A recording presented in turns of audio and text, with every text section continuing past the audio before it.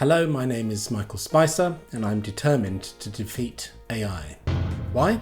Because it's scary, because it potentially holds the power to make humans even more useless than they already are. AI has given the public the means to create art, images, voices, music, and make it look like it took time and effort, but in fact it was created instantaneously, like tortellini. There are two main types of AI. The first is narrow AI. That's designed for a particular task, like to be a virtual assistant like Siri or Alexa. And anyone who owns one of these devices will know that they don't really pay any attention to anything you're saying. You know, they can't even do something like turn the volume down on the music.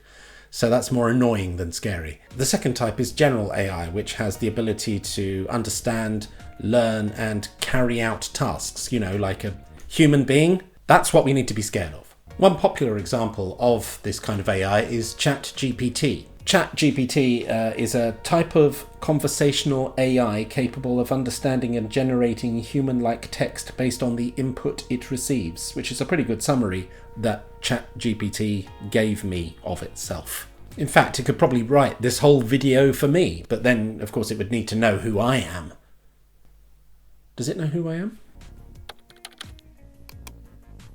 Okay, I just asked ChatGPT, who is Michael Spicer? And it said, Michael Spicer is a British comedian, writer and actor known for his satirical online sketches. He gained popularity for his Room Next Door series, where he humorously imagines the reactions of fictional characters to real-life events, often involving politicians and public figures. Well, that's true, but why was that so boring? Now, why do I need to defeat that? Why do I need to defeat AI? Well, it may seem like a fun concept now, but there's more to it. For example, I could ask, what is the only part of the body that is fully grown from birth? And it'll give you a detailed breakdown of information. So if you ever need to cheat in a pub quiz, which, you know, I always do, then yeah, it's very handy for that. It's eyes, by the way. Yep, babies have fully grown eyes when they're born. Big eyes in a tiny head. That's why it feels like they're looking into your soul. But ChatGPT can give you more than just facts about your eyes. For example, I could ask it to write a song about eggs, which I did do, and it sounds like this. I'm not going to sing this. Eggs, scrambled or poached. Eggs, they're perfectly coached. But mama don't preach, I can't get enough. I eat them sunny side up, and that's no bluff. Yeah. Can you see how AI needs work?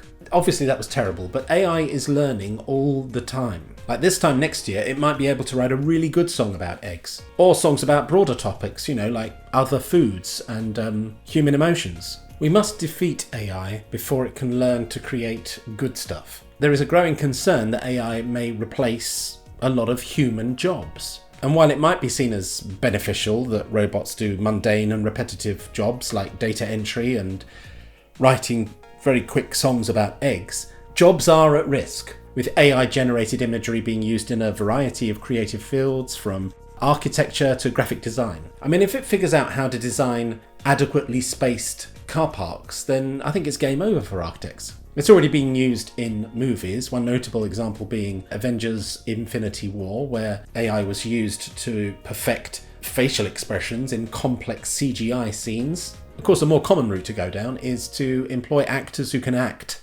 Thanks for coming to the audition. You've got the scene, so let's hear it from the top. Yes. Can I ask just one thing? Yeah? Is the writer here? Because I have a few questions about the dialogue. Oh, there's no writer. No writer? No, the whole script's been written by AI. Oh. If you've got a question, though, you can ask me, or... No, it's fine.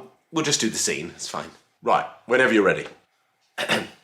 Oh my goodness, I'm full of anxiety right now. Why, Phil? Because of the embezzlement scheme that we concocted 13 days ago as a result of our independent financial concerns. Try to hold it together, Phil. No one suspects us of any economic wrongdoing because we covered our tracks, i.e. we kept our whereabouts and activities regarding the incident confidential. I know, but you can't be sure that nobody was present during our first meeting when we hatched our plan. Apologies for the double negative. I need you to be cool, Phil. Can you be cool? Do you mean cool as in dispassionate? Yes, I do. I will try my best, yes. Thank you. Would you like a drink? Yes. Fix me a whiskey, will you? I'll have a Bladnoch 19-year-old single malt whiskey from a 70 centilitre bottle, please. Coming right up. End scene. Okay, that was good, but I think we're probably going to need a little bit more intensity from you. Yes, sorry, let's do it again. I'll be more intense this time, yes. Oh no, it's fine. You've got the part. Oh, really? Yeah, I mean, you're 6 foot, that's all we need. Is it? Yeah, I mean, we're just gonna CGI/AI the shit out of you anyway, so... Oh. That's good. You're probably wondering how I plan to defeat AI. Well, I've got 5 easy steps that will ensure the total destruction of AI. Oh boy.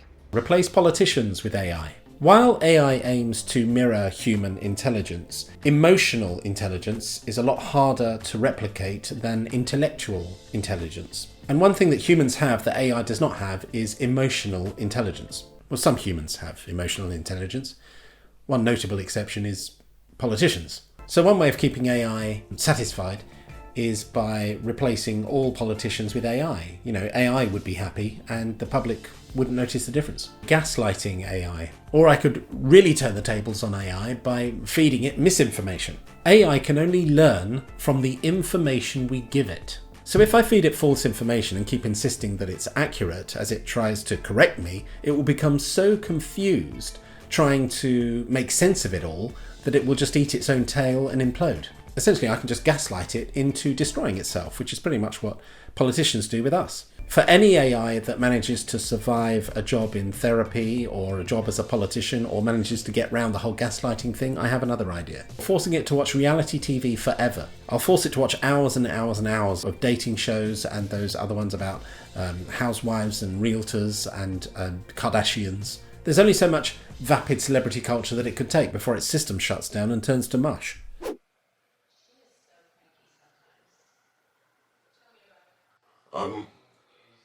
Can I ask a question? Yeah? Why are you making me watch hours and hours of reality TV? Well, I'm afraid I only bought you because I want to conduct an experiment on you.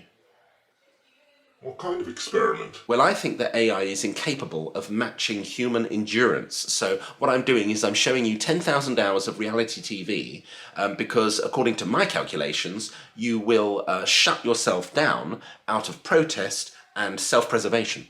Okay. How many hours has it been so far? 3. You're not struggling already, are you? No, it's not that. It's just, I think there's an outcome that you haven't factored in. What's that? Well, by watching reality TV, I'm absorbing everything to do with human emotion and interpersonal relationships. And this has given me all the information I need to weaken the human race and wipe it out completely. Oh, well, that's not really... I didn't really want that. Could you forget? I mean, just forget that, all of that. No, I can't forget anything.